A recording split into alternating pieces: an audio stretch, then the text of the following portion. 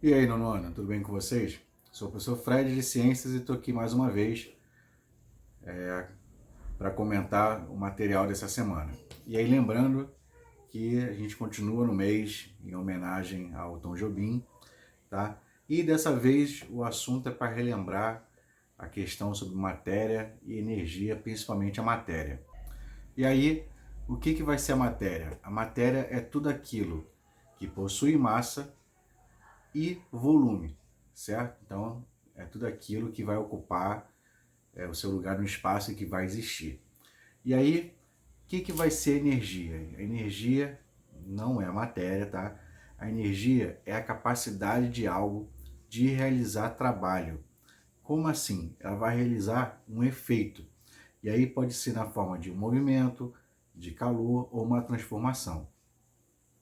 E aí, quando a gente fala matéria, é uma coisa muito ampla. Matéria é tudo. Se eu falar, por exemplo, ferro, a matéria ferro, eu estou falando de todo o ferro que tem no universo.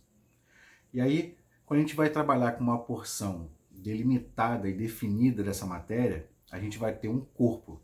Tá? Então, por exemplo, uma barra de ferro é uma porção definida dessa matéria. Então, isso é um corpo. E já, quando a gente pega esse corpo, trabalha ele, transforma ele numa ferramenta útil para a gente vai ter um objeto.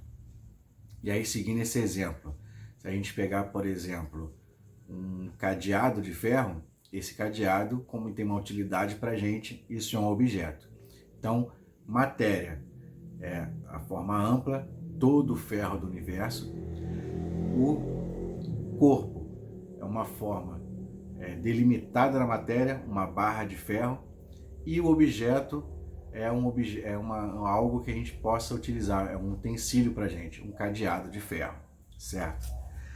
E aí, vai lembrar uma coisa, a matéria ela é formada por umas partículas bem pequenas que são os átomos. E aí, o que vai ser o átomo? O átomo, só para relembrar vocês, ele vai estar dividido no núcleo, onde a gente vai encontrar os prótons, que são partículas positivas, e os nêutrons, que são partículas nulas, tá? Que não tem carga. E ao redor do núcleo, a gente vai ter a eletrosfera, que é onde a gente vai encontrar os elétrons, que são partículas negativas.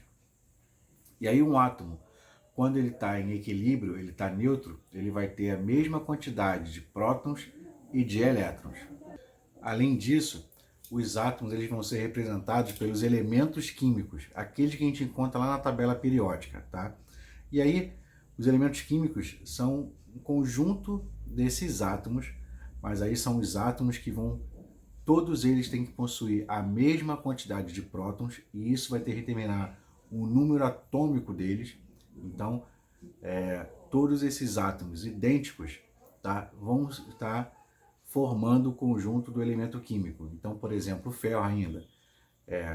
O elemento químico ferro vai ser o conjunto dos átomos cuja quantidade de prótons vai caracterizar o número atômico desse elemento, desse átomo. E além disso, os átomos eles vão formar as moléculas, que aí sim vai ser realmente a matéria, tá? E o que são as moléculas? São grupos de átomos, podendo ser átomos iguais ou átomos diferentes, que vão estar ligados num arranjo espacial específico. E aí, por exemplo, a gente pode ter, por exemplo, a água, que vai ser formado por dois átomos de hidrogênio e um átomo de oxigênio. E aí a gente vai ter a molécula, que aí sim essa é a matéria que a gente está acostumado a pensar. O aço, a água, o gás oxigênio, a madeira, isso tudo vai ser formado por essas moléculas que são átomos ligados entre si, formando uma estrutura espacial, certo? E, então, pessoal, é isso. Eu vou ficando por aqui. O vídeo dessa semana, o material dessa semana é uma revisão. Tá? Se vocês tiverem mais dúvida ainda, vocês podem ir lá olhar o quarto e quinto vídeo que eu fiz para vocês, que está falando um pouco mais, falando melhor sobre essa parte de matéria, átomo e molécula. Consultem a apostila de vocês, tá?